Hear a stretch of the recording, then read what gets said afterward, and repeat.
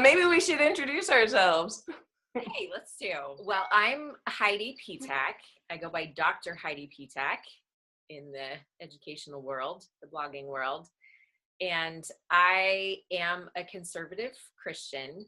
I vote conservatively, and I hold a very conservative worldview. I go to church on Sundays, and I teach college at a Christian college, a private Christian college. I live in the suburbs of a major city outside of Nashville.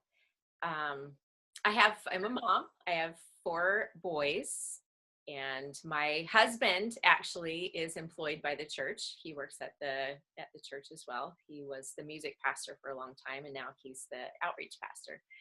So there you have it. I'm a red state girl living in the Bible Belt. Christian, so peg me as you will. I love it. And I am Kelly, and I live in Seattle, a noted liberal city. I am a progressive. I am non-religious. I actually call myself a non-theist, not an atheist. I practice yoga. Tell me how you define non-theist. Yeah, there's a difference between non-theist and atheist. Atheists are sort of militant in their need to disprove or disbelieve in God. Non-theists are more open to the experience of a divine-like presence, but we're resistant to identifying it as a parental unit that we need to make supplications to, and so it's in defiance to that, God is up here, we are here type of approach. So that's why I identify with non-theist. And you were saying yoga practicing. What was that? A yoga practicing. Yes, yoga practicing, Democrat voting, bleeding heart liberal, as you will. Yeah, and I am. What was that? Massage therapist. Massage therapist. Oh yeah, another touchy-feely aspect of myself. And I'm married to a cultural Jew, not a religious Jew. And we have a daughter who is disabled. She was born with a really rare genetic disorder for which she had to have a bone marrow transplant to cure. She's fine now, but she's blind and amazingly talented. Yes, she is a musical genius. Yeah. And and I'm surrounded by people who see the world the same way I do. And so. I am too. And the reason why we're talking is actually because we were best friends in junior high and first part of high school before you moved to the South with your family. At lunch when you shot me with your pea soup. Oh my gosh, I totally forgot about that. Yeah. That's right. And you loved me ever since. Ever since, yes. Yeah. Well, we got separated in college, and then high school. You moved away in high school. I moved away at the end of high school, for my senior year, and then kind of lost touch in college, and then at some point got reacquainted again. Right before a 10-year high school reunion. Yep, that's right. Yeah. But it's interestingly, this whole election has connected you and I in a new way, in a very unexpected way. I could have never fathomed being engaged in the way that we are now in communicating with each other. And I am so thankful. I really am. I am too. I am so profoundly grateful for that. Especially when it could have gone very poorly and you could have unfriended me on Facebook, but you didn't. Yeah. Well, we could have done that for each other, but should we share about that process? Let's do.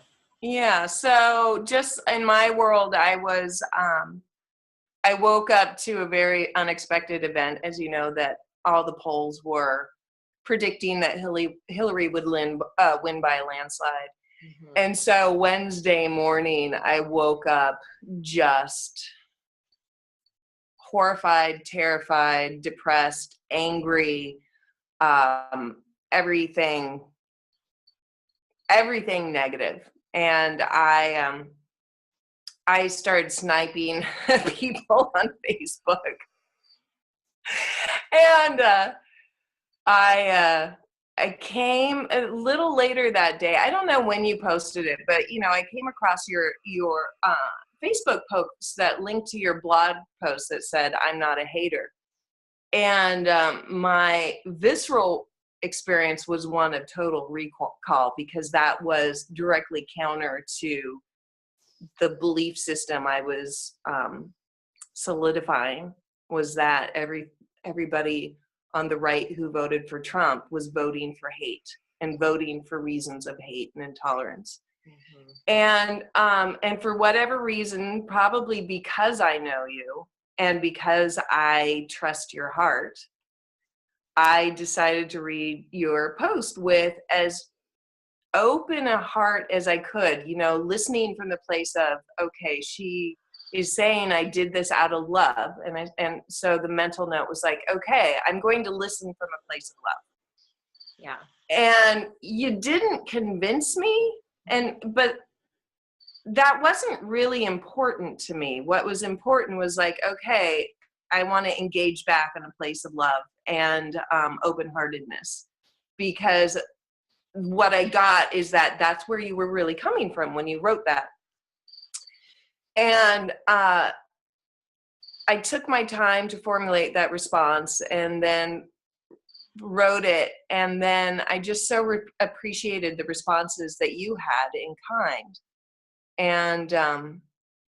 And that's when I sent you a private message just telling you that I had this idea for over a year of really wanting to work with you in a way of trying to figure out how to heal this horrible divide that has grown between your side of the country and my side of the country, sides being the red state, blue state, right. Because it's only been getting worse. Yeah. So that was my side of it. I'm really curious to hear about your thought process on that day. I'll say that message, that private message that you sent me, completely shocked me. Wow. Because so for me, when I was trying to figure out who to vote for, I really thought about voting independent, because I did feel like it was so polarizing. And honestly, looking at Trump's character and the things that he had said about women, and being a woman with a PhD, and I definitely support equal pay for women, equal respect for women, and all of those things. It was really, really hard for me to vote for Trump.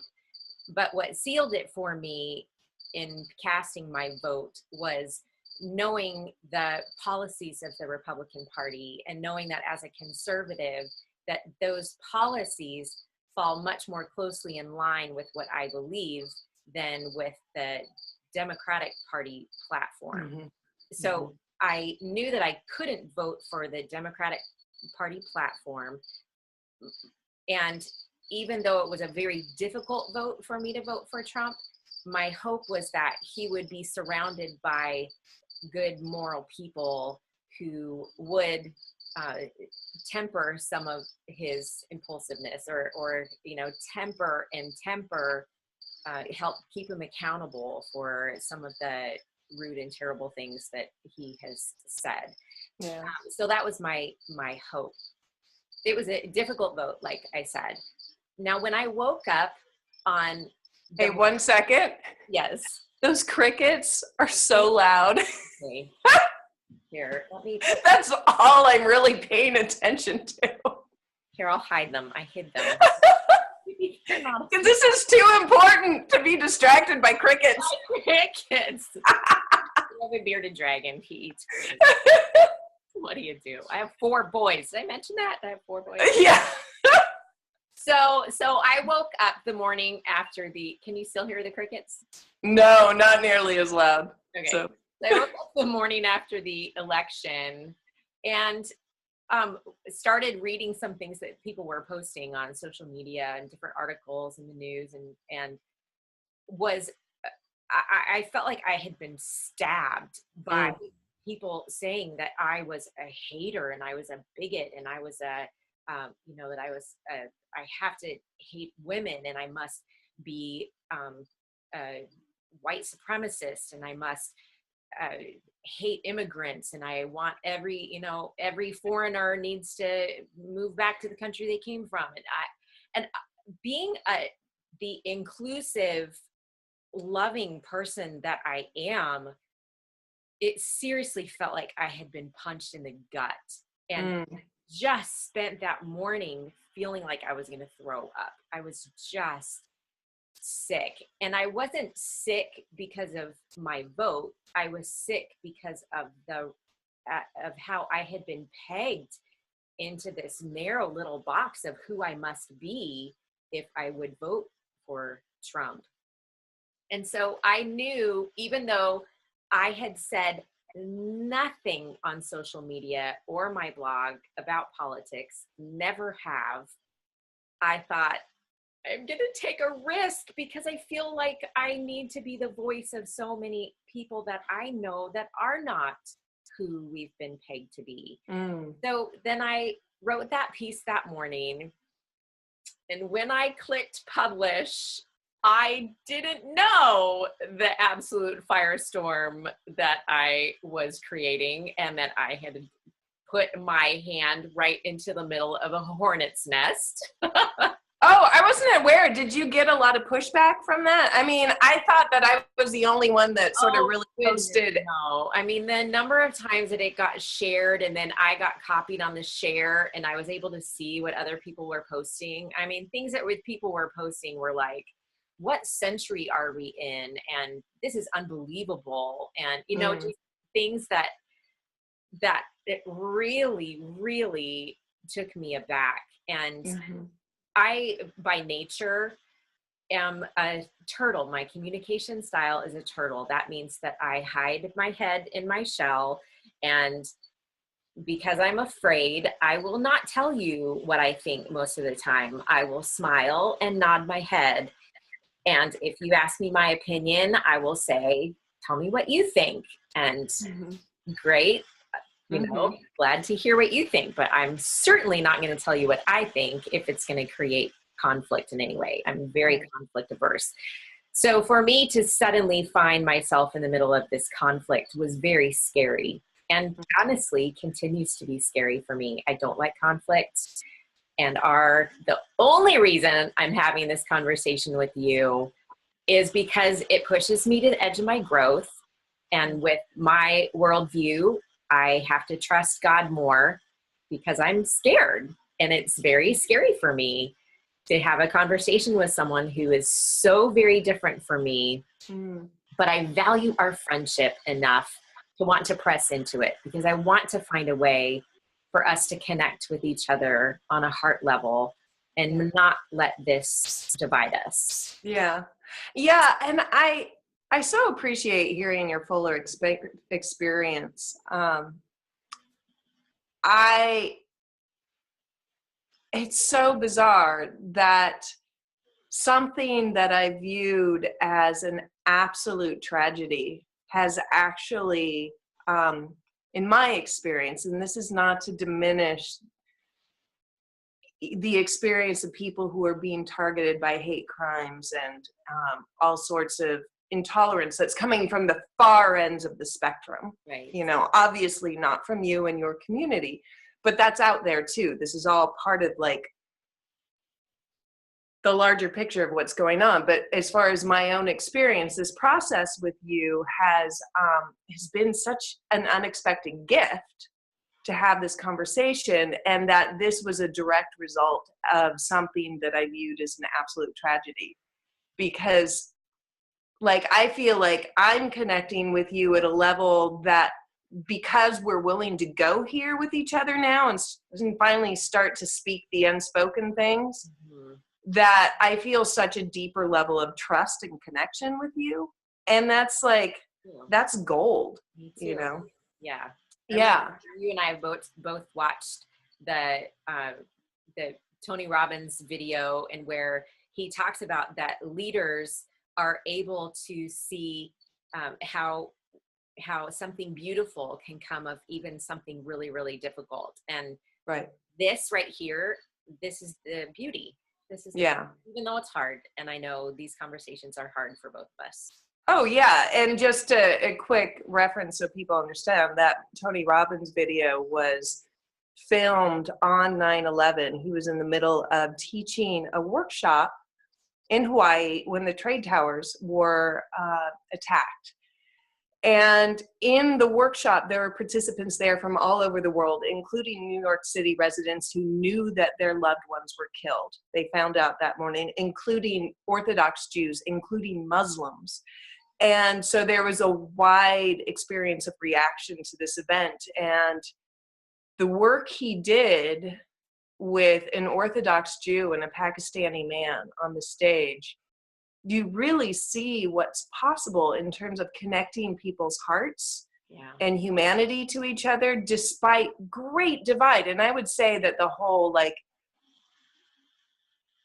Israeli issue between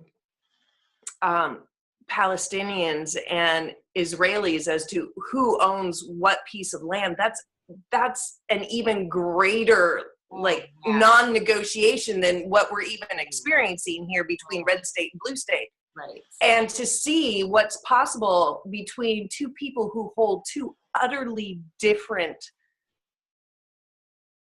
opinions about what's right, and to get those two people to connect on a level of their humanity where they were able to co-create a different consciousness. It gives us great hope, doesn't it? It does. And that's what I want to throw my energy towards. Yes. I'm curious if you could share a little bit, because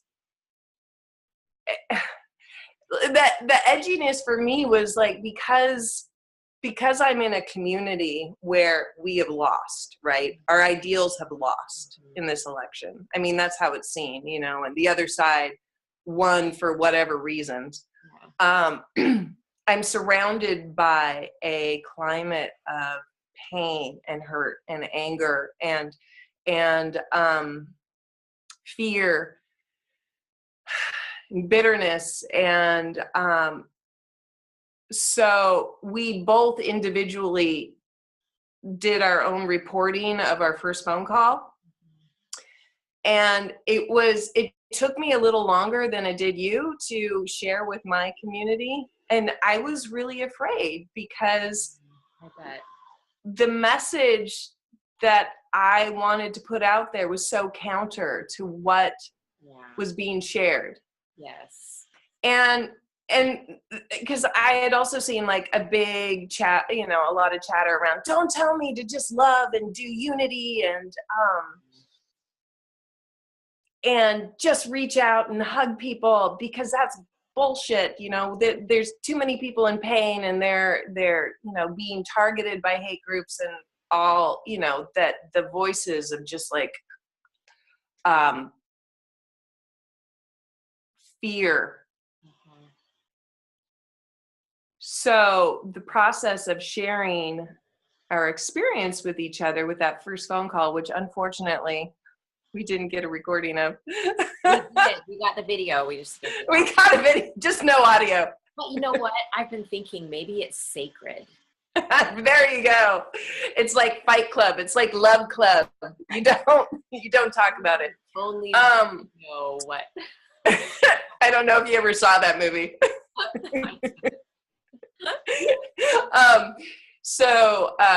It was edgy sharing that for me, and I know I'm rambling, but like the response was largely good, but there was a lot of pushback, and which was different than yours, because you responded to a community in alignment with your views, and it was all largely like, wow, you go, that's awesome. Right. And on my side, it was like, yeah, there's a lot of, I love where your heart is. And some of them were like, I love it, but I'm not there. And then there's some other, and then there are a lot of other people, but what about this? What about this? What about this? What about this? You know, how could she possibly, you know, vote for him when that was a vote for hate and intolerance and known white supremacy and all of this stuff? And I'm just so aware that that's how we create a situation where we can't move forward. We can't connect. We get further entrenched in our own teams and our own hideout. Right.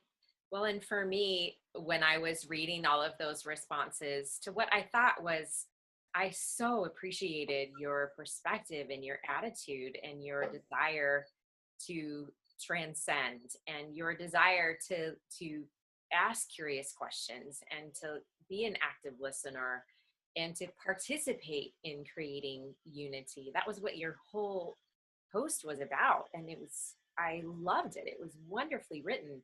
But as I started reading feedback from people in your community, it was killing me. And I took a walk that day, and I know I shared this with you. I took a walk in my neighborhood that day, and I sobbed. I sobbed and sobbed and sobbed and sobbed because it just feels so broken. And it just felt like we are spitting in the wind and there is such a division. How can we ever make a difference? And yet we are two people who represent very diverse communities. And if we can't do it, then there isn't any hope. But if we can do it, then there is hope. There is hope. And maybe it will take a very, very long time. Maybe it'll take all of the 4 years. Or 40. Or 40. That's right. Yeah. But it's worth it. And I think my tears were just a reminder to me of how deep and painful this is for all of us. And I know you've cried tears, and I know your community has cried tears, and we find commonality in that shared pain, because my pain looks different, but it's pain. And your pain looks different, but it's pain. And we share that common experience of pain. So we can empathize with each other. Right. Yeah. I've really been tracking my tendency to want to engage on the level of issues. The head level. And watching, so tracking myself, and also, like, since we began this process, like really trying to change how I'm reading news and reading Facebook. Yeah. And analyzing it, tracking it from a pulled back perspective of what's the intent here. Is it to create fear? Is it to create division? Is it to create my team versus this team? Is it to create solutions? Is it only to identify problems? You know, and it's been interesting to witness from that level. And then, like I said, track where I go into fear and wanting to hook onto issues. I read a news article and I think, but what about this? I need to bring this to Heidi. But when I go back to a heart place, which has a very different feeling to it, and I know this can sound really new agey or whiffy or even religious, but there is a different quality, and they've actually proven this through the Heart Math Institute, like how perception changes when somebody is centering in the experience of their heart versus how they center in their head. Wow. So when I go to that heart level, the issues lose primacy, the fear loses primacy, and it's this experience of like, no, I want to connect on the level of humanity. I see somebody in your room there. No, come on. I'm sorry. Can you shut my door, please? Josh, can you shut my door? Thank you. Well, and interestingly too, just in studying a little bit about what happens chemically in us when we tell our stories instead of staying at the level of the head, the warm chemicals that create sharing and create connection, those are fired off in our bodies when we share our stories. They're not fired off when we're arguing from this place. They happen when we are able to connect from this place. And that's what creates that connection. Actually, when we argue from this place, it creates those stress hormones in us, Cortisol. stress chemicals, cortisol, that makes us want to fight or run away. Right. And that's when we're going to attack each other, and we're going to hide, or we're going to say, make snide loaded comments. It's that cortisol, but it's when we share those stories that our bodies release oxytocin that help us to connect on a heart level. Right. And that Tony Robbins video, I mean, that was so evident. And he talks about when we are stuck in our head place and the way we perceive things, we can't possibly conceive of a new idea or a new framework from this place. And when you're in a situation where you're disagreeing with someone else who is similarly in that place, nothing can be changed there. That it takes a different perspective. It takes seating people in different aspects of their consciousness and their perception to begin to be able to create a new way of seeing things. And it was stunning to watch how he did that. He used archetypes. He used people, like seating people in different archetypes, like the archetype of the warrior and the archetype of the magician and the lover and the sovereign. And what would they say from those, seating themselves in those archetypes?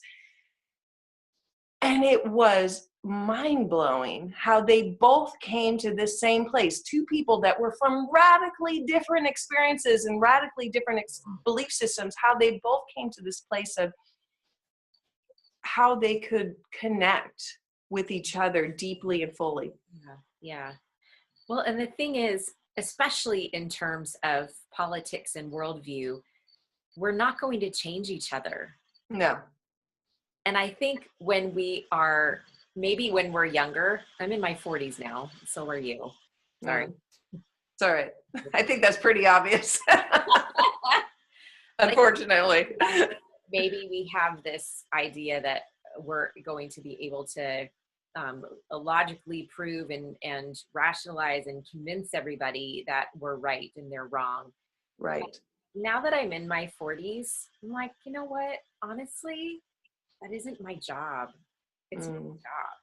And within my worldview, that's God's job. It's not mine. And if he wants to change somebody's heart and change their worldview and perception and political beliefs and values, well, that's his job. Because if I'm going to try to do that, all I'm going to do is further divide myself from you.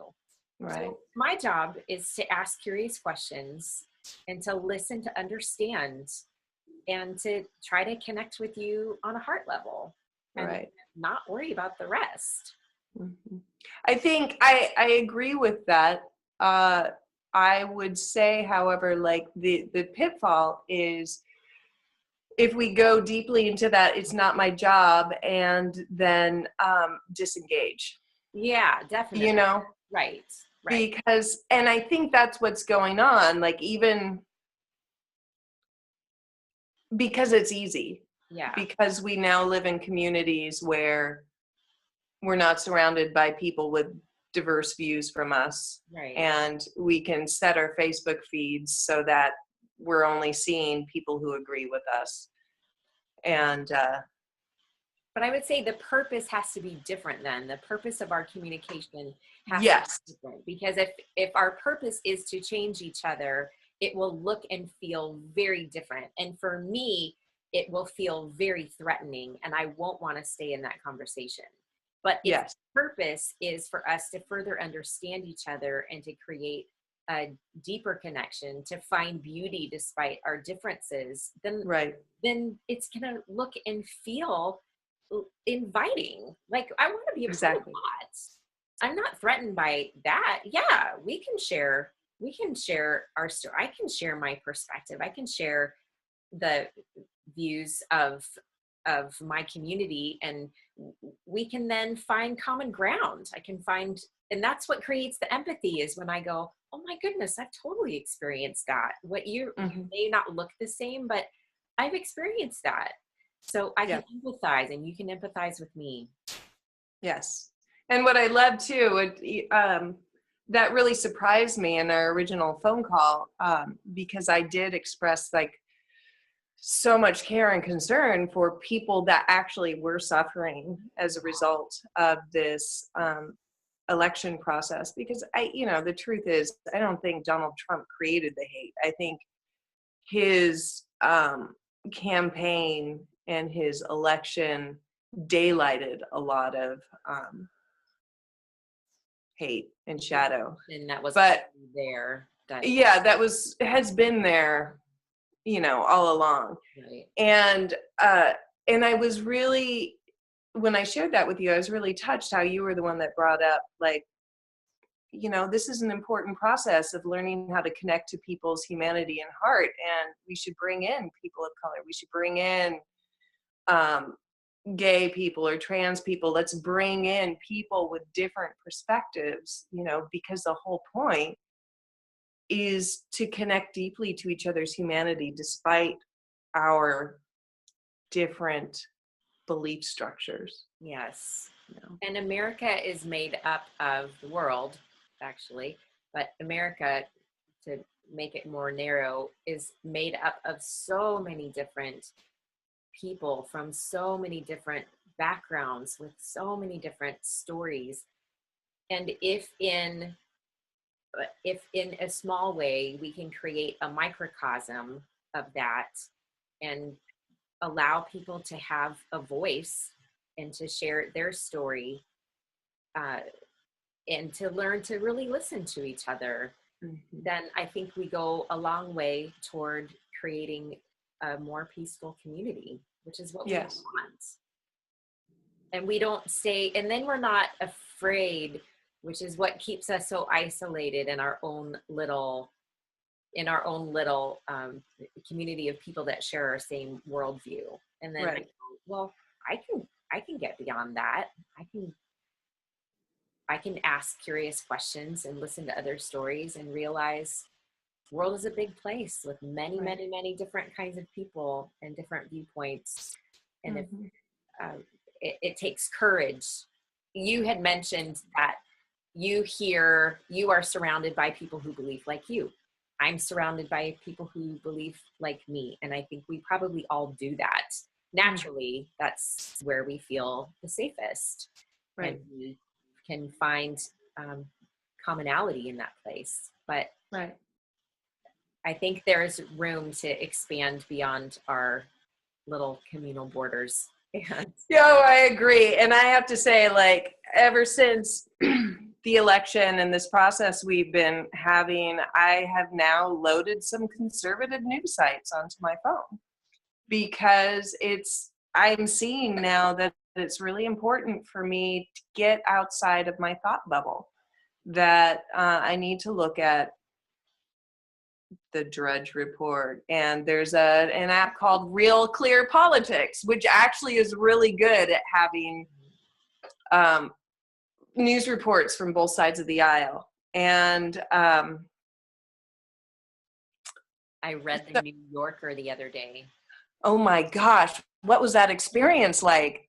It was interesting, and while I read it, I was thinking, well, oh my goodness, yeah, no wonder people are associating me with a hater. Come on. It gave me a different little window. Because if people are being fed on that, well, Yeah, Of course. sense. There is a great, you and everybody should check this out. There's a great Guardian piece that came out like shortly after the election. Just search like swapping Facebook feeds Guardian, and it had different people from two sides of the aisle swap Facebook feeds for a week, and universally across the board they were all horrified. And like one red stater said, I had to go see a psychiatrist after the experience to process all the hate that I witnessed. I bet. And, and people on the left had the same experience. Yeah. And no wonder we all voted the way we vote. And no wonder we all, see the things the way we see them, because we are fed a diet that is designed to completely marginalize us from from other opinions. And it creates that othering that we've talked about, where everybody else is the other. And even our language, like I noticed you called us red staters, like that language, blue staters and red staters. It's two different worlds. And our language, I think, reinforces that othering that we do so naturally. Helps us to justify ourselves and normalizes what we believe. And when we create those others, it marginalizes and makes all those other people look crazy. I agree. And if you're feeding yourself on the news that does that, all it does is create those others. Well, no wonder we have such a divide in America. I know. I know you noticed this because you clicked like on it, but I just loved this sweet little response that a person under my post had said. He's like, I know this sounds childish, but it's like we should have an app where a liberal person gets matched up with a conservative person, and then they just engage with each other on topics other than politics, like cat videos and games and food and just like what their heart's desire is. And it's just like, oh my gosh, like, yes, it's silly, but this is needed. People just having normal, heartfelt human experiences with people who disagree horribly. Yeah. And our mutual friend Michelle, that we knew from high school, she pointed out, and I remember hearing this too, it's like these politicians that play into this whole game of my team versus your team, right? They actually like will rail and yell on the floor of Congress, but then privately they're each other's best friends and they go to each other's weddings. Yeah. And it's like they're pitting the rest of us. Yeah. Live with the results of that. Exactly. We are the collateral damage from what our politicians and our media does, and we all suffer because of it. Once upon a time, like during the Reagan administration, he said, hey, if you've got like 70 or 80% agreement, call it good. And now we're at a place where they can't get anything done in Congress because, compromise is a dirty word. Yeah, right. How did we get here? I don't know. Yeah. Interesting, because we're looking at, so today is the day before Thanksgiving. Mm-hmm. And I'm hearing from people all over the place that this holiday where you're going to have to be with family and friends who believe differently than you, it's creating so much anxiety in people that they're even thinking of not going because they don't want to have to face that. And it's unpredictable.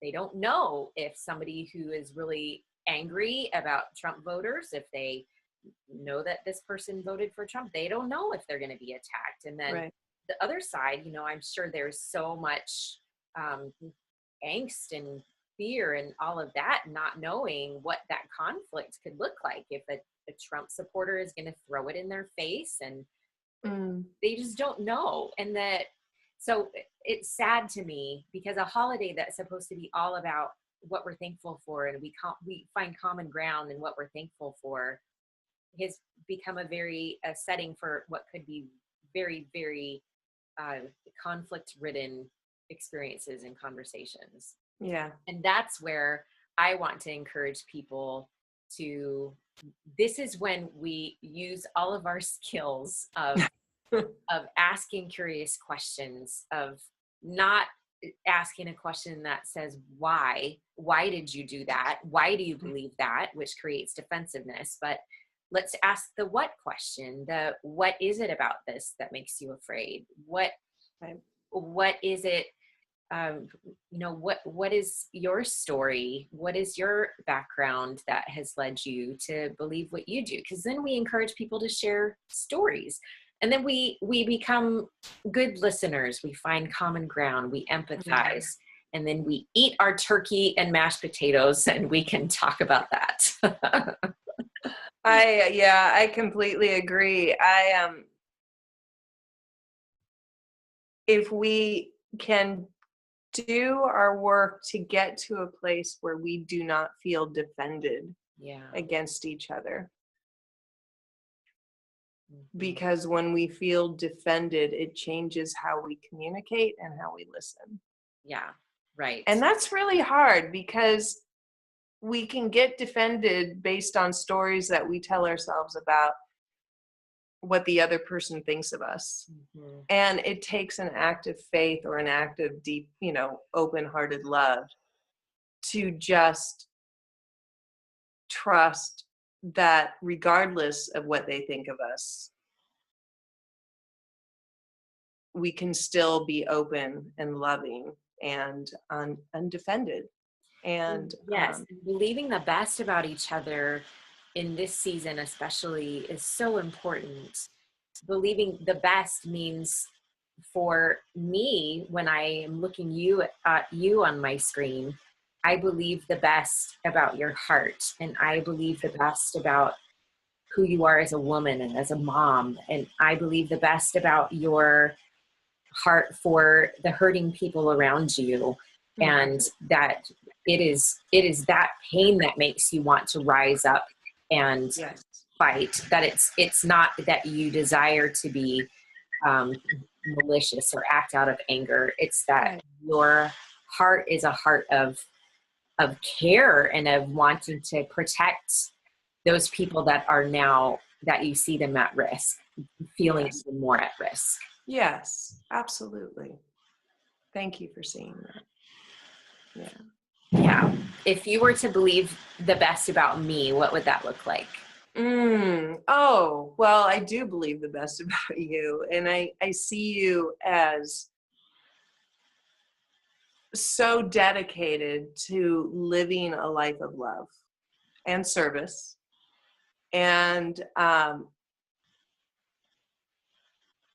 walking in your faith and acting from there. Like, I do know that about you. I may disagree with how that motivation translates into action, but I absolutely trust the heart and the center that it comes from. Thank you. Yeah. It means a lot. Yeah. It does. How does it feel for you, for me to say I believe the best about you? Oh, it feels good. And I absolutely know the truth of that. And I think that is the gift of our friendship and this interaction we've been having with each other. I can share that, like, when I hear that message from somebody that I have doubts about whether they feel that way about me, it is like this place that feels, it takes me by surprise, and it actually brings me to tears, because the relief that it brings of hearing that somebody deeply trusts my heart is really powerful. It really and because I think we all hold little doubts about ourselves. I think this is the nature of human existence, that we're so hard on ourselves.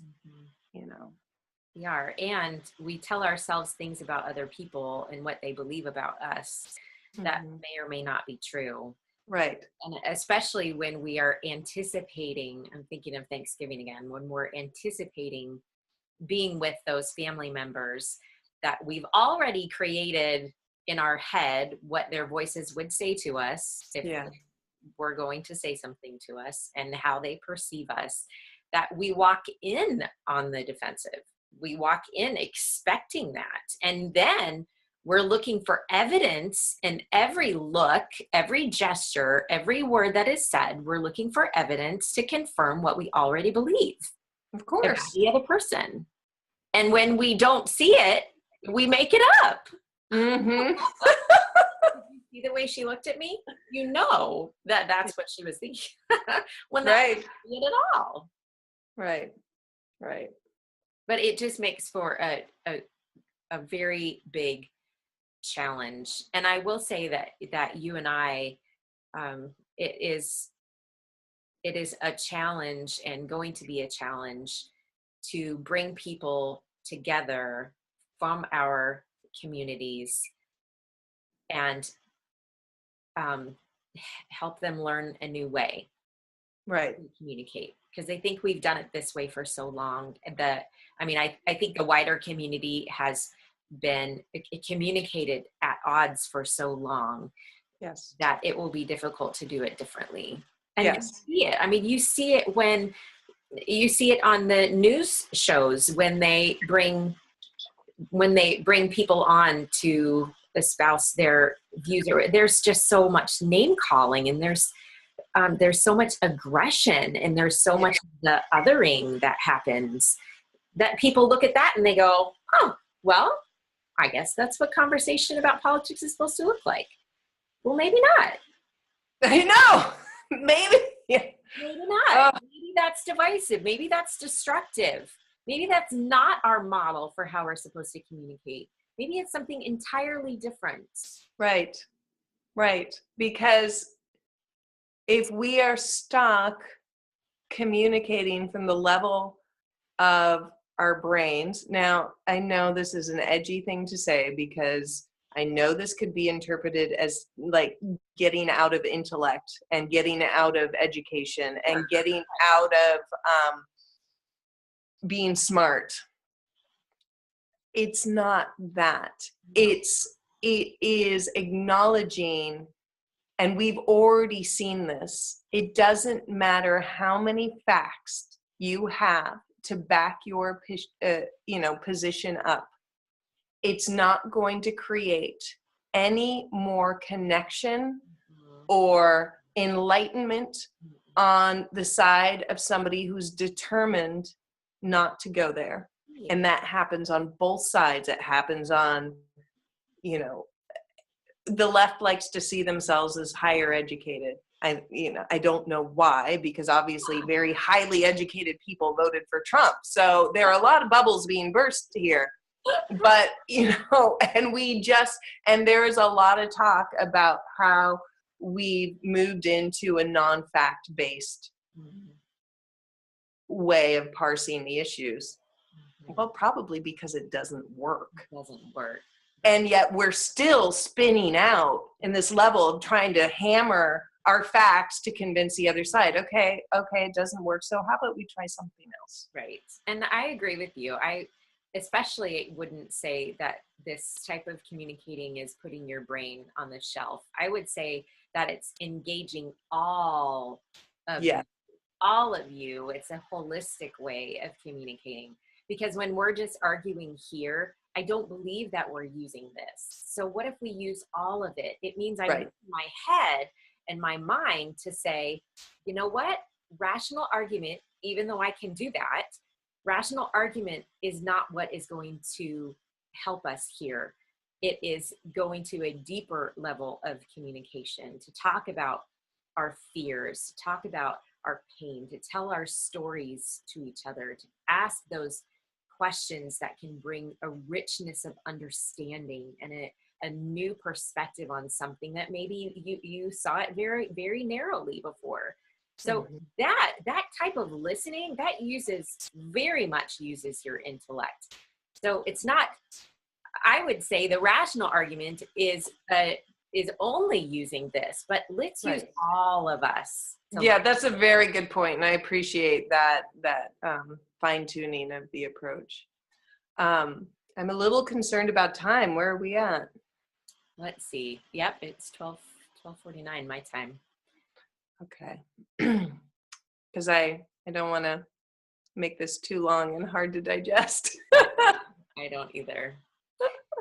Well, I'll say this, Kelly, and can please continue to communicate to the people around you that my heart and the heart of my friends is to understand and to love and to empathize with that pain. And even though I know, in a sense, by voting for Trump, that I can see how I can be accused of causing that pain, that my heart in voting for him was not to create more pain and not to be the fuel that would fuel hate crimes. That absolutely breaks my heart to think of people justifying their hateful actions or their racism or any of that in the name of politics. Yeah. There's absolutely no excuse for it. Yeah, and it feels very good to hear you say that. I think